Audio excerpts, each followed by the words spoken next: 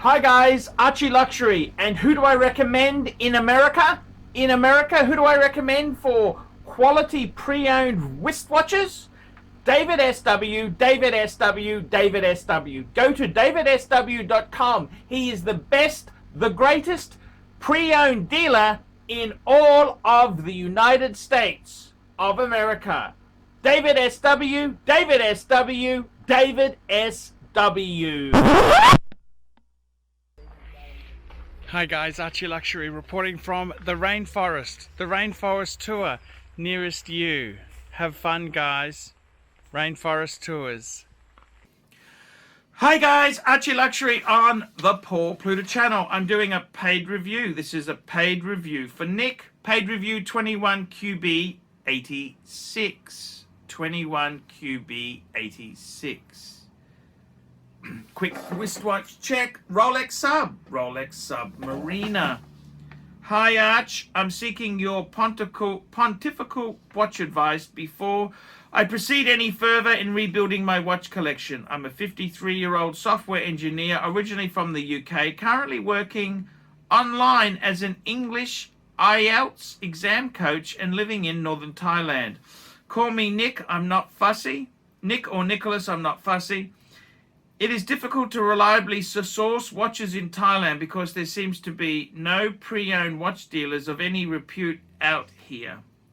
The VAT and customs duty are really high, so I avoid importing high-value luxury items. However, last year I managed to acquire an unworn 2018 Rolex Air King 116900 with box and papers from a private seller who was able to run a background check on. This June, I was able to buy a 2021 Omega Speedmaster Man on the Moon 1861 movement with Halcyon glass in the big box with papers and original receipt. I love my Speedy even more than my Air King. I'm having a lot of fun switching out straps. As for the Air King, it's a perfect everyday wind and wear, water resistant, steel sports, and fully anti-magnetic. I don't have to worry about it. I want my watch collection to have a more cohesive theme than previously, and as an aerospace enthusiast, I'm thinking of building a small aerospace watch collection. The Air King was a perfect choice from the Rolex lineup as their homage to aviation and a tribute to the British RAF pilots of the Battle of Britain. And no aerospace collection would be complete without a man on the moon. Man on the Viking moon. Here are some watches I'm considering adding over the next few years. I would appreciate your advice on these options. Bear in mind that I'll have to be patient and wait for good pieces to appear in Thailand. Number one is the Rolex GMT Master 2 as the Jet Age commercial pilot's watch. Number two, a Breguet Type 20 Ehrenvale as the military's pilot watch. Number three, a Santos de Cartier as the first aviator's wristwatch. Number four, an IWC Le Petit Prince Mark, that's 18 blue dial. And a Breitling Navitimer 1 B01 43. Okay, his questions are, would you nix any of these entirely? Means take them off. Okay, so let's just go through firstly. So you've got the Air King 2019. Absolutely, I love the Air King. As you said there, Air King is a great wind and wear watch, waterproof, beautiful watch indeed there. I don't think you could really go wrong with that. And then we've got the Man on the Moon, the Moon watch. What can I say about the Moon watch itself there?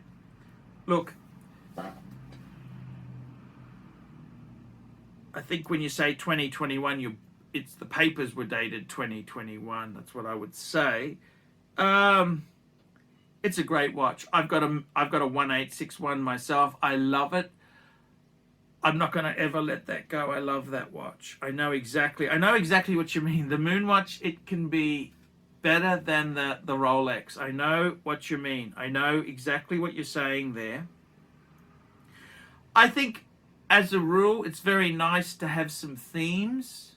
Themes are hard to stick to because people sort of get a bit sidetracked and they always want to make exceptions. But if you stick to some rules, I think you generally can have a better collection there. Definitely so.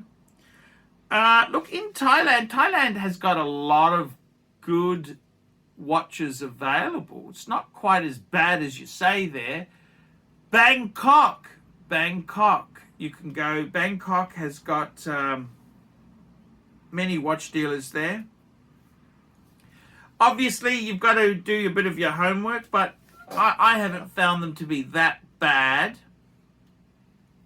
Singapore's not far. You can always jump on a plane to Singapore, hopefully when this COVID thing resolves.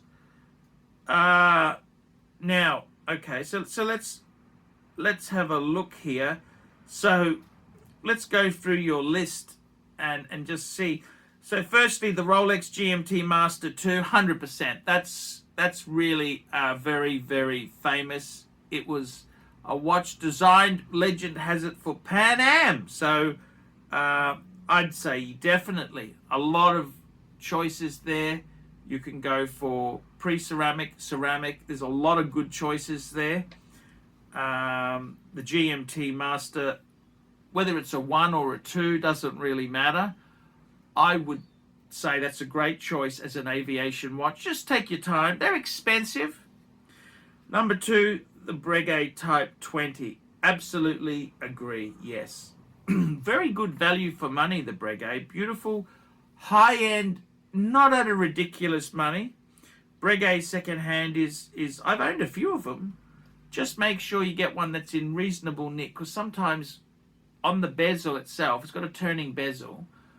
It's got black printing. It's in the crevice there. That can rub off. That comes off. So just try and get one that's in nice condition. Santos. Okay, so that's the Santos Dumont, or even just a Santos, just in memory. Yeah, I get that. I think the Santos, they've had quite a few new ones, the large size ones. Yeah, I think a Santos would be fine. The IWC, yeah. I'd probably say the Big Pilot, if you can stretch it. I know that's a bit more expensive. I think the Big Pilot is probably one of the original aviator sort of watches. The Mark 18, yeah, that's okay. I prefer the Big Pilot. That's the only thing I would say. And of course the Breitling Navitimer, yes, indeed. The Navitimer, of course, that's a fantastic watch. So to answer your questions here, let's have a look. So firstly, you've got a great two-piece, Air King and a Speedy. Beautiful, beautiful, very usable, great pieces to have. So would any of these, would I remove? No, I think they all make a lot of sense. Number 2, am I missing any better options in the aerospace theme? Look, the only thing I would say is, with the Breitling Navitimer, if you don't get a B01, say you got the older, I had a Breitling, just do a Google on this, Breitling old Navitimer 2, that had the eyes as 6, 9, and 12, and the date was at 3. That used the Valjoux 7750 movement. Those are considerably cheaper. They're actually they're not really wanted, especially in Thailand, because Thai people, they want the latest. So you might get one of those at a great price, and they're not a bad watch. I had one of those with a black dial on a bracelet. I absolutely loved it. Absolutely loved it. So I would say that's a good one there. What else is a great aviation watch? I like the Breitling Emergency, or the Aerospace, which is kind of it's a digital quartz analog. You know, it's got the two. Maybe, I don't know. It's a lot of pilots like that. I'm not a big fan of it, but if you're having that aeronautical flavor, it does have that. What other pilot watches really stand out there? I think the Big Pilot, of course, but they're expensive. There's some other pilot watches you can get. You can even get like a Leica, which is not a great brand, but you know, I would also possibly look at the Sin if you want to save a bit. You know, well, it depends how you feel on it. Sin actually bought the rights to the Navi timer when Breitling went guts up. So they kind of had the original, they had the rights to it. It's an interesting tale. Just Google that and you'll find out about it. I don't really like Sin, but I'm just sharing the options there. What else is a great pilot watch? Great pilot watch. I think you've really encompassed most of the main pieces there. So am I missing any better aerospace themes? No, so that's given you a bit of scope there. Does it make sense to collect according to aerospace constraints, or am I being a little too mental about this? No, I actually enjoy collections that follow themes. The problem is most people can't stick to them. They say I'm going to follow a certain theme and they get off the beaten track. That's the big problem.